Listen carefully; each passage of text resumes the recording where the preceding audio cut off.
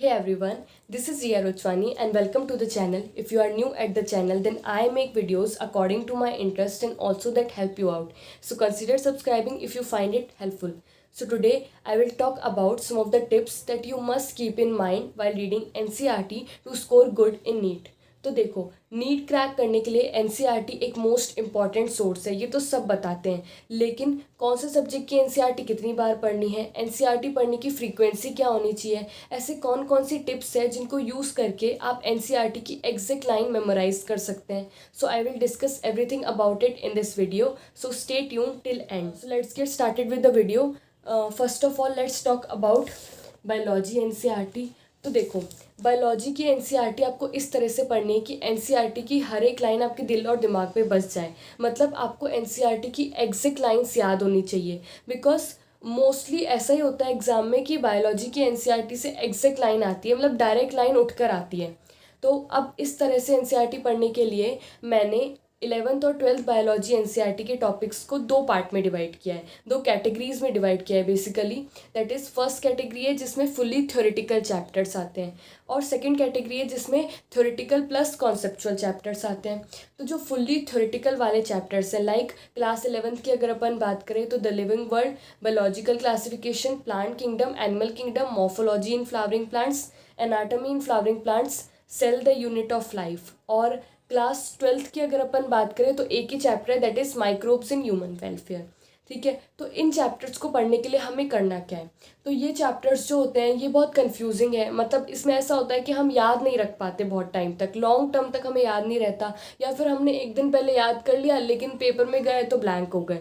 ऐसा होता है मोस्टली इन चैप्टर्स में, क्योंकि इसमें बहुत सारे ऐसे पॉइंट्स हैं जो कन्फ्यूजिंग है या फिर सिमिलर हैं, कि हम एक पढ़ते हैं तो दूसरा भूल जाते हैं, दूसरा पढ़ते हैं तो पहला भूल जाते हैं। ऐसा होता है, बहुत बार होता है। तो इसके लिए आपको क्या करना है कि एनसीईआरटी को एक तो आपको at least 5 to 8 times in chapters की एनसीईआरटी आपको रीड करनी ही होगी, तभी जाके आपको फील आएगा, आपको एग्जैक्ट लाइन्स याद रहेंगी। ठीक है, और दूसरा ये कि आप हर एक चैप्टर को वन गो में ना पढ़िए, मतलब कि एक साथ पूरा चैप्टर फिनिश मत कर दीजिए पढ़ के।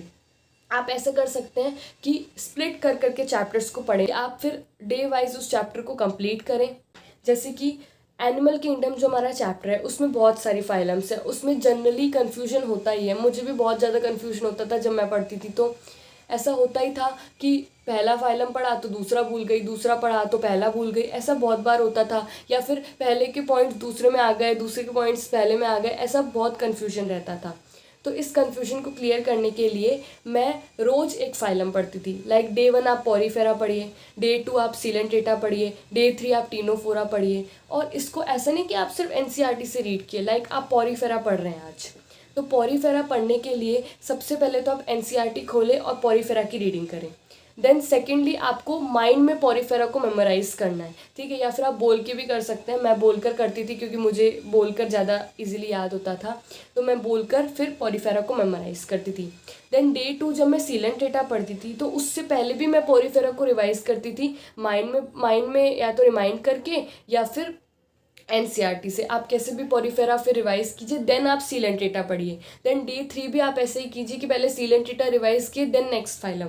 तो इस तरह से पढ़ने पर ये कन्फ्यूजन क्लियर हो जाती थी, ये इजीली मुझे जो है पूरा चैप्टर याद हो जाता था। ऐसी बहुत सारे चैप्टर्स में कन्फ्यूजन होती है, प्लांट किंगडम में भी यही कन्फ्यूजन है, बायोलॉजिकल क्लासिफिकेशन में भी कन्फ्यूजन होती है, माइक्रोब्स इन ह्यूमन वेलफेयर थोड़ा सा ये है कि आप एक बार पढ़ेंगे और वन गो में पढ़ेंगे तो भी आपको इजीली याद हो जाएगा। बट जो कंफ्यूजिंग चैप्टर्स हैं आपको स्प्लिट कर करके पढ़ना है, पूरा चैप्टर एक साथ नहीं पढ़ना है।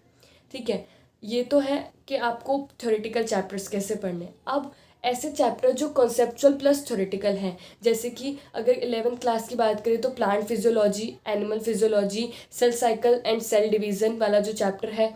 इसके बाद में अगर 12th क्लास की अगर अपन बात करें तो रिप्रोडक्शन वाली पूरी यूनिट जो है। इसके अलावा जेनेटिक्स वाला पार्ट है, principles of inheritance and variation, molecular basis of inheritance, evolution. Then human health and disease वाला जो चैप्टर है वो। और जो हमारी इकोलॉजी है, इकोलॉजी में भी बहुत सारा पार्ट है जो कॉन्सेप्चुअल भी है और थ्योरेटिकल भी है। मतलब कॉन्सेप्चुअल कम है, थ्योरेटिकल ज़्यादा ही है उसमें इकोलॉजी में, बट फिर भी अगर आप समझ के पढ़ेंगे इकोलॉजी तो आपको याद रहेगी। अब इन चैप्टर्स में आपको क्या करना है कि आप बिना कॉन्सेप्ट पढ़े इनकी एनसीईआरटी ना खोलें। मतलब ऐसा होता है कि अगर हम बिना कॉन्सेप्ट पढ़े एनसीईआरटी खोलते तो हमें एनसीईआरटी याद ही नहीं, मतलब एनसीईआरटी में कुछ समझ ही नहीं आता कि आखिर लिखा क्या हुआ है। तो पहले आप कॉन्सेप्ट अच्छे से समझ लें, उसके बाद ही आप एनसीईआरटी पढ़ें, तो ये बेटर आपके लिए होगा, क्योंकि फिर आपको बहुत बहुत टाइम तक वो याद रहेगा, आपको कॉन्सेप्ट भी समझ में आ गया और आपको एनसीईआरटी फिर आप इजीली रीड कर सकेंगे। कॉन्सेप्ट समझने के बाद में आपको एनसीईआरटी समझ में भी जल्दी आएगी, आपका टाइम भी कम लगेगा एनसीईआरटी पढ़ने में। तो पहले यही है कि आप कॉन्सेप्ट पढ़ें देन एनसीईआरटी पढ़ें, या फिर आप ऐसे भी कर सकते हैं टॉपिक वाइज कि आपने एक टॉपिक का कॉन्सेप्ट समझ लिया देन आप उसकी एनसीईआरटी पढ़ लें। अगर चैप्टर बहुत ज़्यादा बड़ा है तो आप यही करें कि टॉपिक आपने कॉन्सेप्ट समझ लिया, उसके बाद में आप एनसीईआरटी पढ़ रहे हैं। तो ये मेथड है बायोलॉजी पढ़ने के। इन चैप्टर्स को भी आपको 5 to 8 टाइम बायोलॉजी की एनसीईआरटी आपको रीड करनी है एटलीस्ट। ज़्यादा अगर आप करेंगे तो बहुत ज़्यादा बेनिफिशियल होगा। मैंने अप्रॉक्स 8 टाइम्स एनसीईआरटी रीड करी थी। तो ये जितनी बार आप बायोलॉजी की एनसीईआरटी रीड करेंगे आपको उनके एग्जैक्ट लाइन्स याद रहेंगी, फिर आपको पेपर में जल्दी याद आएगा। Let's talk about chemistry NCERT. तो अगर अपन केमिस्ट्री की बात करें तो हमारे पास में 3 पार्ट हैं, that is physical chemistry, inorganic chemistry and organic chemistry. ठीक है, तो सबसे पहले आप ये मिसकंसेप्शन दिमाग से निकाल दें कि फिजिकल केमिस्ट्री से सिर्फ न्यूमेरिकल्स आते हैं। ऐसा नहीं है, फिजिकल केमिस्ट्री से भी आपके थ्योरेटिकल क्वेश्चन आ सकते हैं। 2024 में भी फिजिकल केमिस्ट्री से थ्योरेटिकल क्वेश्चन आया था, तो इसलिए आपको फिजिकल केमिस्ट्री की एनसीईआरटी भी रीड करनी है। एटलीस्ट 2 टाइम्स तो आप फिजिकल केमिस्ट्री की एनसीईआरटी ज़रूर रीड करें। और उसमें जो इम्पॉर्टेंट पार्ट है, जो ज़्यादा थ्योरेटिकल वाला पार्ट है, लाइक जो सेल वाला पार्ट है वो इम्पॉर्टेंट है, वो उसमें से थ्योरी वाले क्वेश्चंस आते हैं, तो ऐसे पार्ट को आप ज़्यादा बार भी रीड करें इनकी एनसीईआरटी, क्योंकि इनसे आते ही मेनली थ्योरेटिकल क्वेश्चंस हैं। और भी बहुत सारे टॉपिक्स जो हैं उन जिनसे थ्योरेटिकल क्वेश्चन आते हैं, आप पीवाईक्यू देखेंगे तो आपको उसमें ट्रेंड पता चलेगा कि ऐसे कौन कौन से टॉपिक है जिनसे मोस्टली थ्योरेटिकल क्वेश्चंस आते हैं, तो आप उनके अकॉर्डिंग एनसीईआरटी रीड करें। ठीक है, इसके अलावा फिजिकल केमिस्ट्री में आपको सारे एग्जाम्पल्स, सारे इंटेक्स क्वेश्चन आपको सॉल्व करने हैं। ठीक है, जिसमें आपको लगे कि कैलकुलेशन हैवी है या ग्राफ वाले, वो आप स्किप कर दीजिए, बट बाकी क्वेश्चन आपको करने हैं। एटलीस्ट आपको मेथड तो पता होना चाहिए। बैक एक्सरसाइजेज में भी आप एटलीस्ट मेथड तो पता रखें हर एक क्वेश्चन का। कैलकुलेशन जिसमें हैवी है वो आप कैलकुलेशन स्किप कर दीजिए, बट आपको पता होना चाहिए कि वो क्वेश्चन सॉल्व कैसे हुआ है। तो आपको सारे एग्जाम्पल्स, सारे इंटेक्स क्वेश्चन और बैक एक्सरसाइज इस तरह से सॉल्व करना है। तो let's move on inorganic chemistry. तो इनऑर्गेनिक केमिस्ट्री की अगर अपन बात करें तो इनऑर्गेनिक केमिस्ट्री आपको बायो की तरह ही आपको उसको ट्रीट करना है। लाइक आपको कंप्लीट इनऑर्गेनिक केमिस्ट्री की एनसीईआरटी बहुत बार पढ़नी है, क्योंकि उससे भी एग्जैक्ट लाइन्स आती हैं। प्लस आपको उसमें कॉन्सेप्ट भी समझना है। कुछ चैप्टर्स ऐसे हैं लाइक कोऑर्डिनेशन कंपाउंड वाला, जिसमें कॉन्सेप्ट है बहुत ज़्यादा, तो आपको कॉन्सेप्ट भी साथ में समझना पड़ेगा।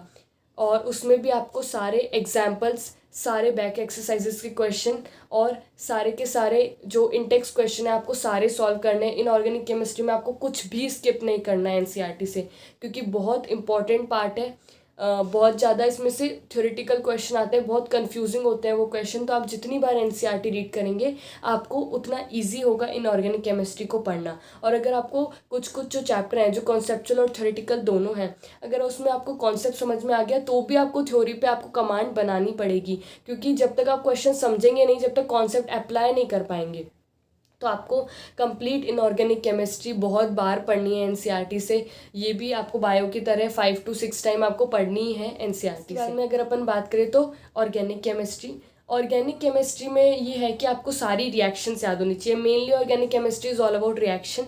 ठीक है, तो सारी रिएक्शन तो आपको याद होनी चाहिए, प्लस उनकी कंडीशंस भी आपको याद होनी चाहिए, क्योंकि कई बार क्या होता है कि आप रिएक्शन तो याद कर लेते हैं लेकिन उनकी कंडीशन आपको याद नहीं है, तो आप फिर क्वेश्चंस में जाके अटक जाते हैं, आपका क्वेश्चन गलत हो जाता है, फिर बाद में आपको पता चलता है कि अच्छा ये कंडीशन थी, जब जाके वो क्वेश्चन सही होता। बट आपको पहले से ही सारी रिएक्शन और उनकी कंडीशन याद करनी है। मैं क्या करती थी ऑर्गेनिक केमिस्ट्री में कि मुझे पढ़ने से ऑर्गेनिक केमिस्ट्री कभी याद ही नहीं होती थी या फिर बोलने से याद नहीं होती थी, तो मैं रिएक्शन को लिख कर देखती थी, क्योंकि कंपाउंड्स की स्ट्रक्चर जो है वो आप देखकर इतनी अच्छे से नहीं याद कर पाओगे, आपको वहाँ जाके फिर कन्फ्यूजन होगी। तो मैं क्या करती थी कि मैंने रिएक्शन पहले लिख ली, देन उसकी कंडीशन पढ़ ली, फिर मैंने दूसरी रिएक्शन लिखी, उसकी कंडीशन पढ़ ली। एटलीस्ट एक बार तो आप रिएक्शन लिखें जब आप पहली बार एनसीईआरटी पढ़ रहे हैं, चाहे आप देख कर ही लिखें, तो आप एक बार रिएक्शन लिखें, उससे एक और बेनिफिट होगा कि आपकी सारी की सारी जो ऑर्गेनिक केमिस्ट्री की रिएक्शन है वो एक ही बार में आपके पास में आ जाएंगी। आप एक नोटबुक में लिख लीजिए तो एक साथ ही आपके पास में वो सारी रिएक्शन आ जाएंगी।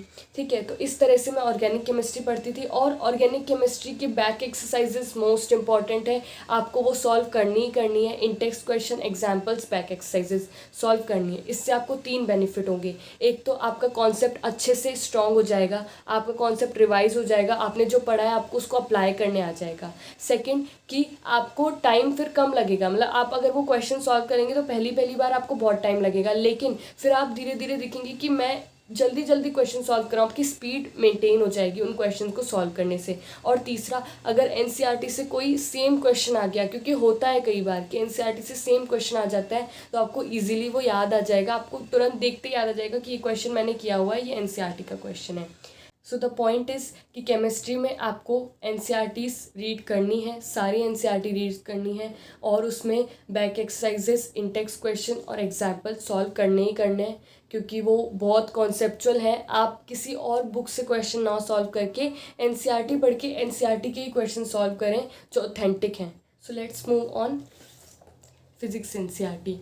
तो अगर अपन बात करें फिज़िक्स की, तो मैंने नीट 2024 अपने फर्स्ट अटैम्प्ट में क्रैक किया, तो मैंने 2024 में बोर्ड एग्ज़ाम्स भी दिए थे, तो उस टाइम पे मैंने 12th फिज़िक्स की 90% एनसीईआरटी कवर कर ली थी। बट 11th की मैंने एनसीईआरटी 30-40% ही पढ़ी थी फिज़िक्स की। तो मैं आपको सजेस्ट करूँगी कि फ़िज़िक्स की एनसीईआरटी आप एक बार तो पढ़ें, लेकिन ज़्यादा टाइम वेस्ट ना करें, बट एक बार आप उसकी एनसीईआरटी पढ़ें। पर कुछ जो चैप्टर्स हैं वो बहुत ज़्यादा इंपॉर्टेंट है, जिनसे मेनली थ्योरेटिकल क्वेश्चन आते हैं, लाइक मॉडर्न फिजिक्स से थ्योरेटिकल क्वेश्चन आते हैं, तो आप उनकी एनसीईआरटी 2 to 3 टाइम्स ज़रूर रीड कीजिए। लाइक एटम वाला क्वेश्चन अभी 2024 में आया था, तो उसमें बहुत ज़्यादा कन्फ्यूजन हुई थी, तो आप फिज़िक्स की एनसीईआरटी में एटलीस्ट मॉडर्न फिजिक्स की एनसीईआरटी और जो और भी थ्योरेटिकल पार्ट हैं, आप पीवाईक्यू देखेंगे तो आपको ट्रेंड पता चल जाएगा कि कौन से पार्ट जो है वो थ्योरेटिकल हैं, या फिर आप अपने टीचर्स की एडवाइस भी ले सकते हैं, वो आपको बताएंगे कि कौन से मेनली थ्योरेटिकल पार्ट है जिनकी एनसीईआरटी रीड करना कंपलसरी है, आपको रीड करनी ही करनी है, क्योंकि उनसे थ्योरेटिकल पार्ट आते हैं। बाकी डेरिवेशन वाला जो पार्ट है, जिनमें डेरिवेशंस है, वो आप स्किप कर सकते हैं, क्योंकि वो नीट में आपको डेराइव तो करना नहीं है, लेकिन बोर्ड वाले बच्चों को डेरिवेशंस अच्छे से प्रॉपर्ली प्रिपेयर करने हैं। एज़ मैंने 12th बोर्ड में एनसीईआरटी 12th की तो एटलीस्ट कंप्लीट करी थी, 90-95% मैंने 12th की एनसीईआरटी कंप्लीट करी थी। बट आप फिज़िक्स की एनसीईआरटी अगर आपके पास टाइम है तो आप एक बार ज़रूर पढ़ें। स्पेशली मॉडर्न फिजिक्स की एनसीईआरटी तो आपको 3-4 बार ही पढ़नी चाहिए, मतलब आपको बहुत टाइम उसको रीड करना चाहिए, क्योंकि उससे मेनली थ्योरेटिकल क्वेश्चन आते हैं। तो जो भी पार्ट है थ्योरेटिकल वाला, उसकी एनसीईआरटी आपको बहुत अच्छे से रीड करनी है, क्योंकि थ्योरेटिकल क्वेश्चन आएगा तो एनसीईआरटी से ही आएगा, वरना आप वहाँ पे अटक जाएंगे, आपको याद नहीं आएगा। और इसके अलावा अगर बैक एक्सरसाइज, एग्जाम्पल्स और इंटेक्स क्वेश्चन की बात करें, तो फिज़िक्स की एनसीईआरटी जो है वो जेई वाले बच्चों के लिए और नीट वाले बच्चों के लिए, सबके लिए कॉमन है। तो बहुत जगह आपको ऐसा दिखेगा एग्जाम्पल्स में, इंटेक्स क्वेश्चंस में और एक्सरसाइज में कि बहुत ज़्यादा टाइम टेकिंग क्वेश्चन है, या बहुत ज़्यादा न्यूमेरिकल पार्ट बहुत ज़्यादा है, तो आप ऐसे न्यूमेरिकल वाला पार्ट स्किप कर सकते हैं, बट आपको मेथड पता होना चाहिए। आपको सॉल्व आप भले ही मत कीजिए, बट एक बार आप सॉल्यूशन पढ़िए, सॉल्यूशन देखिए। जैसे बैक एक्सरसाइज में आप अपने साथ में सॉल्यूशन रखिए, आपको नेट पर से कहीं से भी सॉल्यूशन मिल जाएंगे, तो आप सॉल्यूशन अपने पास रखिए, एक तरफ आप बुक रखिए, क्वेश्चन रीड करते करते आप सॉल्यूशन भी पढ़ते जाइए, क्योंकि ऐसा करने से एक तो आपका थोड़ा सा टाइम बचेगा, और आपको मेथड पता चल जाएगा, आपको कॉन्सेप्ट पता चल जाएगा कि कौन से क्वेश्चन में कौन सा कॉन्सेप्ट यूज़ हुआ है। तो इस तरह से आप फिज़िक्स की एनसीईआरटी को कंप्लीट कीजिए। मैं फिर बोल रही हूँ कि एक बार तो आप फिज़िक्स की एनसीईआरटी पढ़ें, कुछ भी स्किप ना करें अगर आपके पास टाइम है तो, और नहीं तो जो थ्योरेटिकल पार्ट है वो तो आपको पढ़ने ही पढ़ने हैं, और examples, Intex question, back exercise के कॉन्सेप्ट आपको अच्छे से देख कर जाने हैं। So that's it for today's video. Hit the subscribe button if you find the video helpful. Stay tuned. Thank you so much.